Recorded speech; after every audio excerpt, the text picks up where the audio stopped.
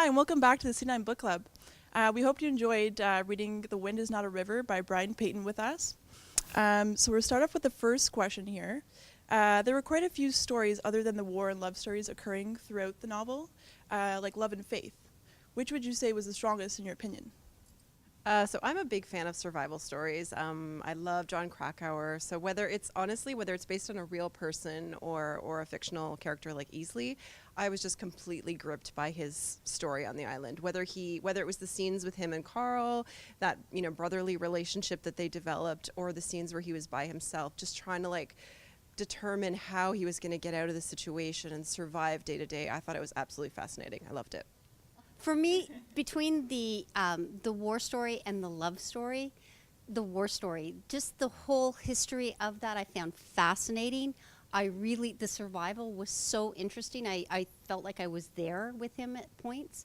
The love story for me it didn't resonate as much. I didn't believe them to be that strong a couple. I don't know if I'm skipping ahead. The one thing that very much bothered me with the story was I didn't understand why they had that argument. That argument wasn't, to me, it was nothing. I didn't understand how there could have been this rift. It just didn't, I don't think it was spelt out enough for me. Okay, so the whole thing about faith or survival, because I thought there was a lot of religion in the book from Helen being and him saying, that there was a line in it that said that, he'd lived his life as a professional stranger. And so I love that line. That was like, oh, I got goosebumps. But I thought that the faith and the survival thing were like the same thing, because even though he didn't have religious faith, I mean, you have to have faith in something to have survived. And so there was two sides of religion to me there. One a spiritual one from survival, and then the one that was actually religious. So I like that. I love that. I thought that was a really neat question you asked too. Go for you. Oh no, I want it. No, I want it. Give it back. Well, it's tagging on to your brilliant answer. Is because I think for John, it was Tatiana was his spiritual Spirit God. Yeah. Right. So I thought that was really interesting. That was his side of faith in this novel. Yeah, because you have to. I mean, you can't just be eating mussels. And although I was really wondering about what it was doing to his body from a physical, and that line about where his pants were hurting his skin, I thought, oh my God, yeah. All right, so moving along to the next question. Would you say that any character changed throughout the novel? And if so, how? Well, I'm going to go with the easy one, because this would be John Easley for me. I saw the biggest change in him, going from a professional stranger to a man who was regretful that the last guy he thought that might see him alive had gone without knowing anything about him, understanding what love was, understanding what faith was. He was definitely someone that wasn't attached to any of those sorts of things, and by the end of his journey it felt like he had really turned a corner, and rightfully so. I mean, that is a traumatizing experience, so I saw a big change in him. I thought Helen was pretty steady throughout. I mean, she had obviously a very quiet perseverance that probably most people in her life didn't see, but I don't see her changing much or evolving much as a character. She was strong from the start. Just a small addition, completely agree that Helen's character was steady, but I think, and this is maybe part of John's change, where his friend is recounting everything that she did for him, and he's like, I didn't know my wife. I did not know that she was the person that did this. I think it was always her, but he didn't. It's a reflection on his change that he didn't see it. A reflection on his change. Oh my God, that was like a really cool, and now we're reading about, Yeah, really, because I agree with you, because she had so much balls, man. I mean, can you believe, to fake her way into a show and then now she's like, I love my husband, but I'm sorry. Bye-bye. No, send me a postcard. I hope you get home safe. All right, so what did you think of the author's writing style? And were there any passages that you would say stood out to you? Okay, I thought that you just hold it. Thank you. Thank you for holding my mic. Hello. I feel like a karaoke singer with the sheet music. Anyway, There were so many things that like his prose was amazing. But the reason we're drinking tea is because he said, so Helen's dad went to make a pot of coffee, but he apologized that he was putting on a pot of coffee. He apologizes for not having tea, knowing it's the drink that Easley prefers. The refreshment foreign to his palate has become for him an indictment against Canadians in general, a people he finds neither here nor there, neither us nor them. And I thought, I mean, come on, Tim Hortons, hello. Like, wouldn't they be ticked that? But yeah, we do drink tea, so we're drinking tea for that. There's many more. So do you have yours? Because I'm going to dig up mine. Okay. There were so many beautiful turns of phrase. He's just another one of those authors where you're just mad as a writer that you can't even begin to think about doing what he can do. So in one of Easley's descriptions of Tatiana, he says he wants to both gather her up in his arms and scatter her like a reflection in a pool. So this idea of wanting to draw something so close and hold on to it selfishly, but also just to kind of spread it so that it's everywhere you go. I just thought that was such a beautiful sentiment and incredible. Like, he's so good. On your okay, well, I've got a million of them, but one of the things. So at home, we've gone through a really sad year. My mother-in-law passed away last year, and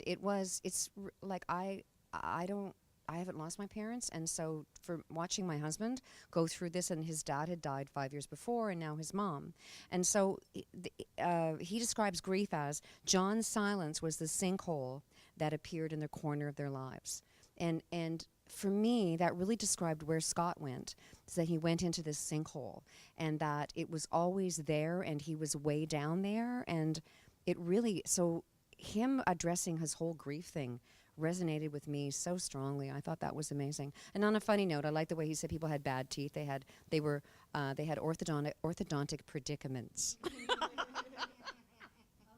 just paraphrase. Okay. I'm paraphrasing from the book because I don't have the passage, but I was reading, I was a little ways through, and what is the title of the book? It took me a while. I know the wind was a very predominant factor in the island, but then when he kind of was reflecting on it and he said, the wind it rises and then it fades away, but a river is endless, and just like your misery or your suffering, it fades away. And it was that, oh, okay, I get it. I'm paraphrasing, I can't remember exactly, but that was good. That's it. Yeah, and I actually asked him that question, and he gave the same answer. So you two could talk. Okay. All right. What were your thoughts on the ending, and were you satisfied with it? I thought the ending was interesting. I thought it was interesting because I could see why it happened. After that long, without food, the starvation, the deprivation, I could understand what happened. I understand that it's not satisfying to a reader in some respects, but he did. He persevered enough to get home and try and mend a little bit, but his body was just so far gone at that point. So I understood where it came from, and it made sense to me. Yeah, I just want to say, I think it was the right ending. I think it is how that book needed to end. I think if he had died sooner and hadn't made it home, I mean, that would have just seemed so unfair that all of Helen's efforts were for absolutely nothing. But, they at least had this brief time again together. And I love the bit with Tatiana and all that, too, because, that Tatiana brought him home. I mean, she's what kept him strong throughout it. So I thought that was pretty beautiful. That was, and I'm really glad the ending happened the way it did. Because if it had ended and they all lived happily ever after, it was like, forget that. I mean, what a rip. No, but I hate that. It's like, and then, like, no. So I was really happy that he did that, as opposed to, because I thought, oh my gosh, if this all ends up good, I'm never reading him again. So, so good for you, Brian.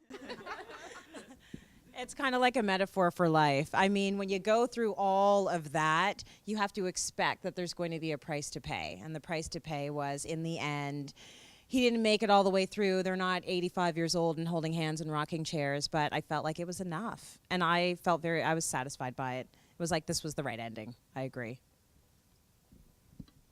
All right. So if you were to ask the author a question, what would you ask, Brian? Oh, I already did. I actually asked him because I remember we talked about when Come Thou Tortoise that whenever I read a really good book, I see it as a screenplay. Totally, this is a movie, right? So I asked him, who would you cast as John? And he said he started writing this book a really long time ago, and it was, oh dear Lord, I forget. It was Ray Fiennes. Oh yeah, Ralph Fiennes. Ralph Fiennes. Yeah. And I can sort of see that quiet, introspective, kind of moody guy. But no, he's too old now. He could play his dad. And I saw Jessica Chastain as Helen. I thought she could do a good Helen. She'd be perfect. Yeah, I thought just she's so good at playing these characters that are just tenacious and kind of hidden strength. I would ask the author why he chose the Aleutian Islands. I thought that was really interesting. As a historical novel, because I'm into history, I thought it was very cool. I thought the geographical location and the information about the war, these are attacks that I never knew happened. And I feel like I find it interesting that he would go to such a far out place in the world and base a book around it. So I don't know what his connection is, but that's what I'd ask him. Talked about that, and he lived there for a while in Alaska, in Fairbanks, and knew about it. And what I found really interesting is my dad was in World War II, but he didn't go overseas. He was, but he worked in the Air Force, and he was stationed in one of the islands in the BC Islands, not Vancouver Island, the Queen Charlotte's, and the planes would fly over top to go to Fairbanks to do that exchange with the Russians, where they would take the planes. And so my dad knew about the Aleutians, and they call it the Forgotten War or something, isn't that right? Or yeah. So it was really, it was. I'd never heard, and I'm from British Columbia, so I never heard of it. So That it was just not publicized. They kept the press out. That was quite interesting. And the numbers, that's the one thing I can't, again, I don't have the book in front of me I couldn't find it. I won't be able to find it. But just the amount of men that were stationed there, the amount of planes, the death toll, it was just, wow. I'd never heard of that. from a history, no kidding. Yeah, from a history point of view, I never heard of it either. I guess it makes sense that they didn't want people knowing that the war was so close to home. But at the same time, I'm surprised that in so many years since, so much that's been, talked about World War II, how has this not really come out before now? Like, how do none of us know that this happened? It's strange to me. Conspiracy! History is about the conquerors. But they create the stories that they want to live in a perpetuity, and we don't have a lot of say over that. So a lot of stories out there happen that probably we don't know anything about. All right, well, that concludes our book club discussion. Thanks a lot for joining us. Make sure to leave a comment at the bottom of the post, and you'll be entered to win a HarperCollins Canada prize pack. And the next book that we're going to read is All the Broken Things by Katherine Kutenbrauer. So make sure you read along with us, and we'll see you next time.